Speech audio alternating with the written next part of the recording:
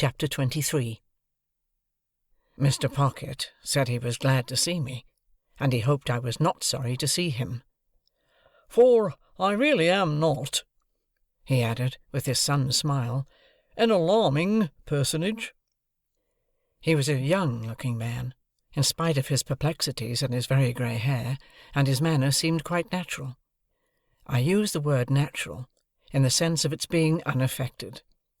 There was something comic in his distraught way, as though it would have been downright ludicrous but for his own perception that it was very near being so.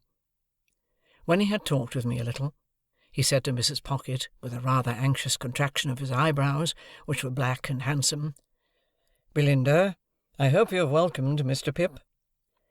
And she looked up from her book and said, "Yes." She then smiled upon me in an absent state of mind, and asked me if I liked the taste of orange flower water. As the question had no bearing, near or remote, on any foregone or subsequent transaction, I considered it to have been thrown out, like her previous approaches, in general conversational condescension. I found out within a few hours, and may mention at once, that Mrs. Pocket was the only daughter of a certain quite accidental deceased knight, who had invented for himself a conviction that his deceased father would have been made a baronet but for somebody's determined opposition arising out of entirely personal motives. I forget whose, if I ever knew. The sovereign's, the prime minister's, the lord chancellor's, the archbishop of Canterbury's, anybody's, and had tacked himself on to the nobles of the earth in right of this quite supposititious fact. I believe he had been knighted himself for storming the English grammar at the point of the pen, in a desperate address engrossed on vellum, on the occasion of the laying of the first stone of some building or other, and for handing some royal personage either the trowel or the mortar. Be that as it may, he had directed Mrs. Pocket to be brought up from her cradle as one who in the nature of things must marry a title, and who was to be guarded from the acquisition of plebeian domestic knowledge. So successful a watch and ward had been established over the young lady, by this judicious parent, that she had grown up highly ornamental, but perfectly helpless and useless. With her character thus happily formed, in the first bloom of her youth she had encountered Mr. Pocket, who was also in the first bloom of youth, and not quite decided whether to mount to the woolsack or to roof himself in with a mitre. As his doing the one or the other was a mere question of time, he and Mrs. Pocket had taken time by the forelock, when, to judge from its length, it would seem to have wanted cutting, and had married without the knowledge of the judicious parent. The judicious parent, having nothing to bestow or withhold but his blessing, had handsomely settled that dower upon them after a short struggle, and had informed Mr. Pocket that his wife was a treasure for a prince. Mr. Pocket had invested the prince's treasure in the ways of the world ever since, and it was supposed to have brought him in but indifferent interest. Still, Mrs. Pocket was in general the object of a queer sort of respectful pity, because she had not married a title, while Mr. Pocket was the object of a queer sort of forgiving reproach, because he had never got one. Mr. Pocket took me into the house and showed me my room, which was a pleasant one, and so furnished as that I could use it with comfort for my own private sitting-room. He then knocked at the doors of two other similar rooms, and introduced me to their occupants by name, Drummle and Startop. Drummle, an old-looking young man of a heavy order of architecture, was whistling. Startop, younger in years and appearance, was reading and holding his head as if he thought himself in danger of exploding it with too strong a charge of knowledge. Both Mr. and Mrs. Pocket had such a noticeable air of being in somebody else's hands, that I wondered who really was in possession of the house, and let them live there, until I found this unknown power to be the servants. It was a smooth way of going on, perhaps, in respect of saving trouble, but it had the appearance of being expensive, for the servants felt it a duty they owed to themselves to be nice in their eating and drinking, and to keep a deal of company downstairs. They allowed a very liberal table to Mr. and Mrs. Pocket, yet it always appeared to me that by far the best part of the house to have boarded in would have been the kitchen, always supposing the boarder capable of self-defence, for, before I had been there a week, a neighbouring lady with whom the family were personally unacquainted wrote in to say that she had seen Millers slapping the baby. This greatly distressed Mrs. Pocket, who burst into tears on receiving the note, and said that it was an extraordinary thing that the neighbours couldn't mind their own business. By degrees I learnt, and chiefly from Herbert, that Mr. Pocket had been educated at Harrow, and at Cambridge, where he had distinguished himself, but that when he had had the happiness of marrying Mrs. Pocket very early in life, he had impaired his prospects, and taken up the calling of a grinder. After grinding a number of dull blades, of whom it was remarkable that their fathers, when influential, were always going to help him to preferment, but always forgot to do it when the blades had left the grindstone, he had wearied of that poor work, and had come to London. Here, after gradually failing in loftier hopes, he had read with divers who had lacked opportunities or neglected them, and had refurbished divers others for special occasions, and had turned his acquirements to the account of literary compilation and correction, and on such means, added to some very moderate private resources, still maintained the house I saw. Mr. and Mrs. Pocket had a toady neighbour, a widow lady of that highly sympathetic nature that she agreed with everybody, blessed everybody, and shed smiles and tears on everybody, according to circumstances. This lady's name was Mrs. Coiler, and I had the honour of taking her down to dinner on the day of my installation. She gave me to understand on the stairs that it was a blow to dear Mrs. Pocket that dear Mr. Pocket should be under the necessity of receiving gentlemen to read with him. That did not extend to me, she told me in a gush of love and confidence. At that time I had known her something less than 5 minutes. If they were all like me, it would be quite another thing.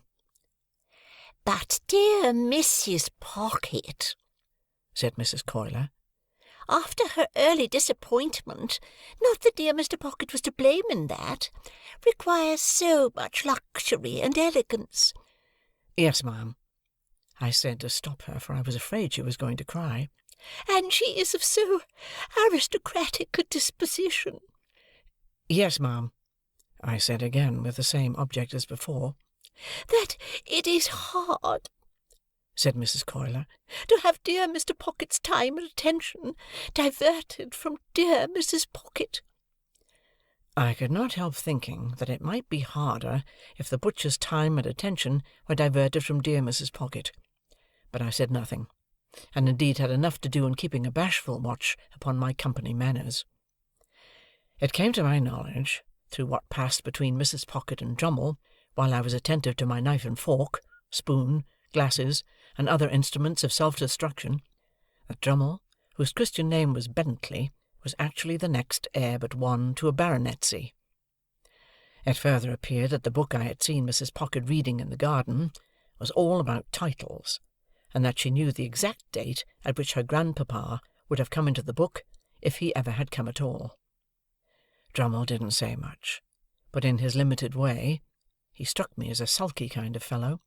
He spoke as one of the elect, and recognized Mrs. Pocket as a woman and a sister. No one but themselves and Mrs. Coiler, the toady neighbour, showed any interest in this part of the conversation, and it appeared to me that it was painful to Herbert, but it promised to last a long time, when the page came in with the announcement of a domestic affliction.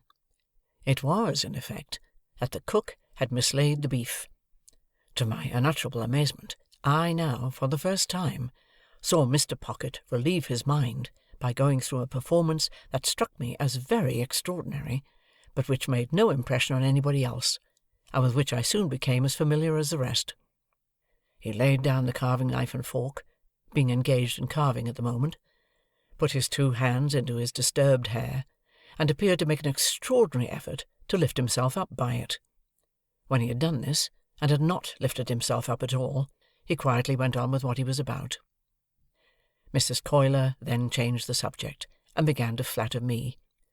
I liked it for a few moments, but she flattered me so very grossly that the pleasure was soon over. She had a serpentine way of coming close at me when she pretended to be vitally interested in the friends and localities I had left, which was altogether snaky and fork-tongued. and when she made an occasional bounce upon Startop, who said very little to her, or upon Drummle, who said less, I rather envied them for being on the opposite side of the table. After dinner, the children were introduced, and Mrs. Coiler made admiring comments on their eyes, noses, and legs, a sagacious way of improving their minds. There were 4 little girls, and 2 little boys, besides the baby, who might have been either, and the baby's next successor, who was as yet neither. They were brought in by Flopson and Millers, much as though those 2 non-commissioned officers had been recruiting somewhere for children, and had enlisted these, while Mrs. Pocket looked at the young nobles that ought to have been, as if she rather thought she had had the pleasure of inspecting them before, but didn't quite know what to make of them. "Here, give me your fork, mum, and take the baby," said Flopson. "Don't take it that way, or you'll get its head under the table." Thus advised, Mrs. Pocket took it the other way, and got its head upon the table, which was announced to all present by a prodigious concussion. "Dear, dear, give it back to me, mum," said Flopson. "And Miss Jane, come and dance to baby, do."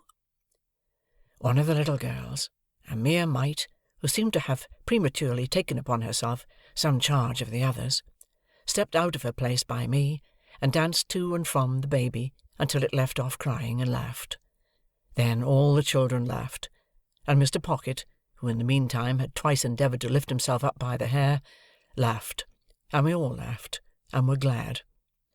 Flopson, by dint of doubling the baby at the joints like a Dutch doll, then got it safely into Mrs. Pocket's lap, and gave it the nutcrackers to play with, at the same time recommending Mrs. Pocket to take notice that the handles of that instrument were not likely to agree with its eyes, and sharply charging Miss Jane to look after the same. Then the 2 nurses left the room, and had a lively scuffle on the staircase with a dissipated page, who had waited at dinner, and who had clearly lost half his buttons at the gaming table. I was made very uneasy in my mind by Mrs. Pocket's falling into a discussion with Drummle respecting 2 baronetcies, while she ate a sliced orange steeped in sugar and wine, and forgetting all about the baby on her lap, who did most appalling things with the nutcrackers.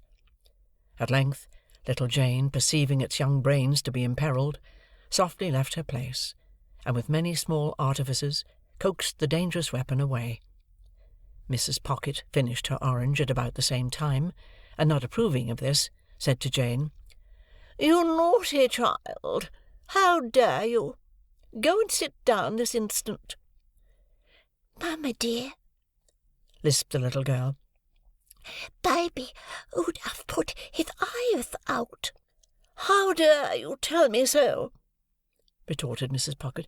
"Go and sit down in your chair this moment." Mrs. Pocket's dignity was so crushing that I felt quite abashed, as if I myself had done something to rouse it. "Belinda," remonstrated Mr. Pocket from the other end of the table, "how can you be so unreasonable? Jane only interfered for the protection of the baby." "I will not allow anybody to interfere," said Mrs. Pocket. "I am surprised, Matthew, that you should expose me to the affront of interference." "Good God!" cried Mr. Pocket, in an outbreak of desolate desperation. "Are infants to be nutcrackered into their tombs, and is nobody to save them?" "I will not be interfered with by Jane," said Mrs. Pocket, with a majestic glance at that innocent little offender. "I hope I know my poor grandpapa's position. Jane, indeed!" Mr. Pocket got his hands in his hair again, and this time really did lift himself some inches out of his chair. "Hear this!" he helplessly exclaimed to the elements. "Babies are to be nutcrackered dead, for people's poor grandpapa's positions." Then he let himself down again, and became silent. We all looked awkwardly at the tablecloth while this was going on. A pause succeeded, during which the honest and irrepressible baby made a series of leaps and crows at little Jane, who appeared to me to be the only member of the family, irrespective of servants, with whom it had any decided acquaintance. "Mr. Drummle," said Mrs. Pocket, "will you ring for Flopson? Jane, you undutiful little thing, go and lie down. Now, baby darling, come with Ma." The baby was the soul of honour, and protested with all its might. It doubled itself up the wrong way over Mrs. Pocket's arm, exhibited a pair of knitted shoes and dimpled ankles to the company in lieu of its soft face, and was carried out in the highest state of mutiny. And it gained its point after all, for I saw it through the window within a few minutes, being nursed by little Jane. It happened that the other 5 children were left behind at the dinner-table, through Flopson's having some private engagement, and there not being anybody else's business. I thus became aware of the mutual relations between them and Mr. Pocket, which were exemplified in the following manner. Mr. Pocket, with the normal perplexity of his face heightened, and his hair rumpled, looked at them for some minutes, as if he couldn't make out how they came to be boarding and lodging in that establishment, and why they hadn't been billeted by nature on somebody else. Then, in a distant, missionary way, he asked them certain questions, as why little Joe had that hole in his frill, who said Pa, Flopson was going to mend it when she had time, and how little Fanny came by that whitlow, who said Pa, Millers was going to poultice it when she didn't forget. Then he melted into parental tenderness, and gave them a shilling apiece, and told them to go and play, and then as they went out, with one very strong effort to lift himself up by the hair, he dismissed the hopeless subject. In the evening there was rowing on the river. As Drummle and Startop had each a boat, I resolved to set up mine, and to cut them both out. I was pretty good at most exercises in which country boys are adepts, but, as I was conscious of wanting elegance of style for the Thames, not to say for other waters, I at once engaged to place myself under the tuition of the winner of a prize wherry, who plied at our stairs, and to whom I was introduced by my new allies. This practical authority confused me very much, by saying I had the arm of a blacksmith. If he could have known how nearly the compliment lost him his pupil, I doubt if he would have paid it. There was a supper tray after we got home at night, and I think we should all have enjoyed ourselves, but for a rather disagreeable domestic occurrence. Mr. Pocket was in good spirits, when a housemaid came in and said, "If you please, sir, I should wish to speak to you." "Speak to your master?" said Mrs. Pocket, whose dignity was roused again. "How can you think of such a thing? Go and speak to Flopson, or speak to me at some other time." "Begging your pardon, ma'am," returned the housemaid, "I should wish to speak at once, and to speak to master." Hereupon Mr. Pocket went out of the room, and we made the best of ourselves until he came back. "This is a pretty thing, Belinda," said Mr. Pocket, returning with a countenance expressive of grief and despair. "Here's the cook, lying insensibly drunk on the kitchen floor, with a large bundle of fresh butter made up in the cupboard ready to sell for grease." Mrs. Pocket instantly showed much amiable emotion, and said, "This is that odious Sophia's doing." "What do you mean, Belinda?" demanded Mr. Pocket. "Sophia has told you," said Mrs. Pocket. "Did I not see her with my own eyes, and hear her with my own ears come into the room just now, and ask to speak to you?" "But has she not taken me downstairs, Belinda?" returned Mr. Pocket, "and shown me the woman, and the bundle too?" "And do you defend her, Matthew?" said Mrs. Pocket, "for making mischief?" Mr. Pocket uttered a dismal groan. "Am I grandpapa's granddaughter, to be nothing in the house?" said Mrs. Pocket. "Besides, the cook has always been a very nice, respectful woman, and said in the most natural manner, when she came to look after the situation, that she felt I was born to be a duchess." There was a sofa where Mr. Pocket stood, and he dropped upon it in the attitude of the dying gladiator. Still in that attitude, he said with a hollow voice, "Good night, Mr. Pip," when I deemed it advisable to go to bed and leave him.